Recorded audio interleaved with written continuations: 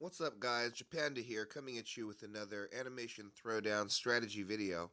Happy Rumble. I actually started the video a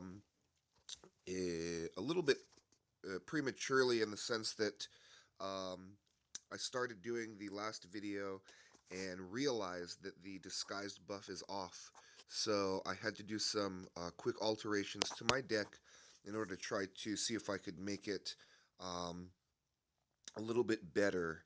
I don't think the burger suits were suiting me too well, so we're going to throw in a Lois's piano and a samurai toshi in the places where I used to have my burger suit. So I will be running one Rogers Closet still, which is okay.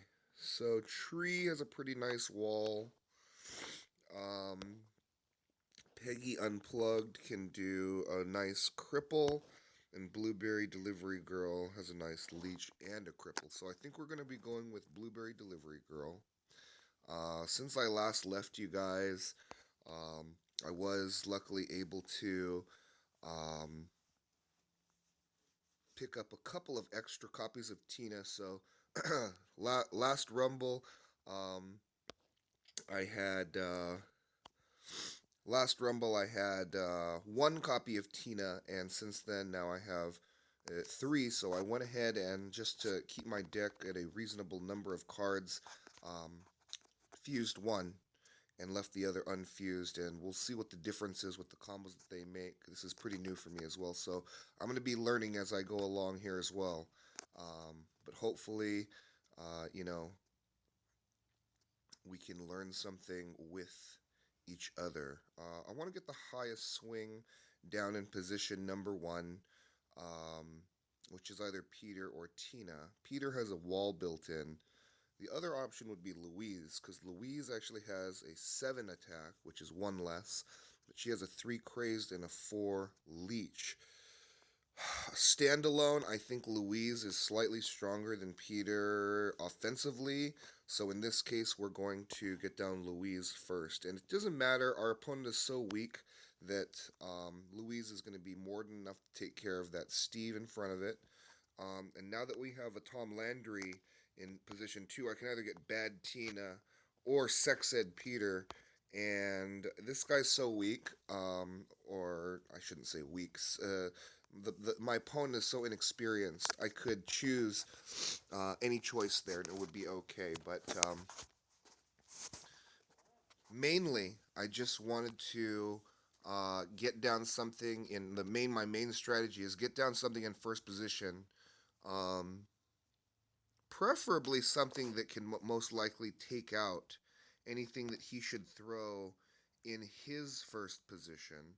Um, which is the case here, which would allow me to get something in if that turns out to be the case, then I go ahead and try and get a punch combo into position number 2 and then go back and combo the position number 1 card um, after the fact. So giving me a punch card in position number 2 when you've already cleared your opponent's first position card will ensure that your punch ability from your second position will hit your your opponent's first position target. Um, Pretty simple concept on that, but um, I did used to make mistakes in the very beginning when I first started playing. I didn't do things quite perfectly right. So something that I improved over time, and so hopefully by me saying it out loud, it can help some of you try to become optimal as well. Looks like this is going to produce all a similar swing, right? 21 with the punch and the attack. Blurns ball 22, wrestling 22 as well with the attack. So I think we're going to go with Roger's Closet just because, well, yeah, we're going to go with Roger's Closet because Blurns Ball and Wrestling definitely make more punch combos. And so that's my reasoning there. I picked up a golden turd to go with my Bob. Bob, that'll make a SWAT Bob, which is like a staple in all free to play kind of decks. So we're going to go ahead and get down the biggest punch in position number two. Also, it being armed, should any damage kind of randomly be assigned to the armed card, it'll get that BGE heal. So it's also a good idea when you're in a tougher kind of match to place keep your board, I should say, as armed as possible. That'll give you the most heals every turn. And if you're playing a Tina hero, that'll also couple with um, the ability to heal from her. So what that means for you is you're going to get a ton of heals off, which will give you many more hundreds, and that's pretty much what we're looking for. I know that most of you have been around for a while, and you can probably um, use your intuition based on your past experiences and to try to make these decisions and stuff. But it's always nice to have somebody else's perspective, somebody else to think about it in a different way. I'm gonna go ahead and say what it is that I'm thinking, and I'm not, the animation throwdown expert or anything. And should anybody have a better idea or a better way to do kind of the things that I'm describing, I'd be more than willing to hear your point of view. So, give me a like. Go ahead and put that in the comments. I'd love to hear from you, um, because I'm always trying to get better. That is the goal. So, if I can achieve that with your help, then then I'm definitely going to take that advice into consideration. Um, Samurai Toshu makes a pretty nice punch combo with Bobby. 4:30 appointment's not that great. Blurns Ball makes Squeaky Skadooch and have a healing combo with I like Bobby. So I really have too many options, honestly. We're going to go ahead and use Blurns Ball here because Blurns Ball by itself will motivate the first position card and will add a punch. And that'll allow us to, if we want to, scoot out wide again, which is that which we're going to do. Um, we're going to scoot out wide once again. That'll give us some more options should he place something that we're not expecting in front of us. But this looks like it's going to be another 100. Hopefully, as the Rumble progresses, we'll get some even more challenging matchups. I know that's kind of how it works for most of you. I don't know that I've been a part of a Rumble that the first match wasn't a gimme. So I know there's a ton of guilds out there. So I know it's just impossible to, be to have all these guilds remain fully active so that they can be competitive in these rumbles and stuff. So I actually kind of hope that Congregate does something with the matchmaking in order to eliminate some of these non-playing guilds from the mix. And I was hoping that hopefully that would improve the experience overall for everybody, especially the guilds who are active, who are trying to achieve a really high rank. It's always nice to win, but you also want the game that you're playing to be challenging and fun to play. So getting a bunch of gimmies in a row and getting high on the leaderboard isn't really satisfying as much so as really getting a good challenge and still being able to persevere in that case. So looks like here we have a pretty bad hand, and I know the biggest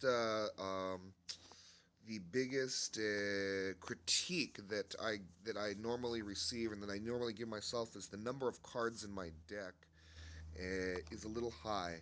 I like to try to keep it around 26 or so cards, but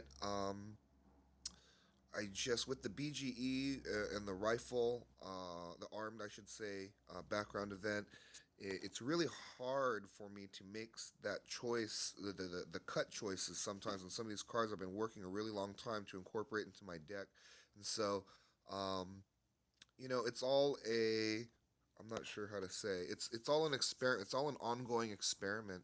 Um, the deck that I'm using now may not be the deck that I end up with at the end of the Rumble, because as I play, as I go along, as the different BGEs occur and whatnot, um, I flip cards in and out of my deck, and it's all basically according to feel. Um, what feels like it runs the best, what feels strongest, and what can't I live? What certain combos can't I live without?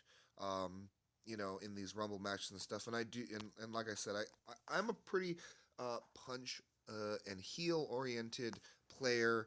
I think a lot of free to play players are punch and heal oriented. I do have some crazed combos in my deck as well, such as I'm about to describe to you, or pardon me, exemplify to you right here. I can get down to Paddle and Peggy, which is a huge punch and a huge payback. Pardon me, crazed, but I'm actually not. I'm just going to show you it, and I'm not going to get the craze going right now. I don't anticipate that this dude is going to be able to put anything in the wake of the rifle that's going to give me any sort of problem, especially if I put a second punching card in position number two. But something that is worth noting, something that is worth noting is if you're up against an opponent who is absolutely stronger than you, um, a really good way to not lose against a much stronger opponent is to get a really strong crazed card as early as possible in first position, and sometimes you can get enough.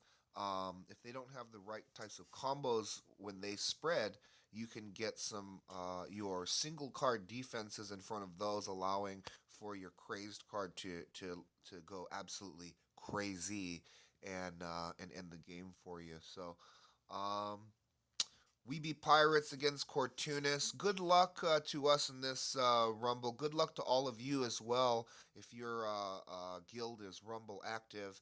We're going to take this first match away. I'm calling it right now with only an hour and 15 minutes into this thing. And that's going to do it for today's, or for this video, I should say. But stay tuned as the Rumble progresses. I will be posting one video per match as we go along here. And if you like the content that I bring to you, I would say please give me a like. Please put a comment down at the bottom. I love to hear from you. And you'll see much more from me in the future.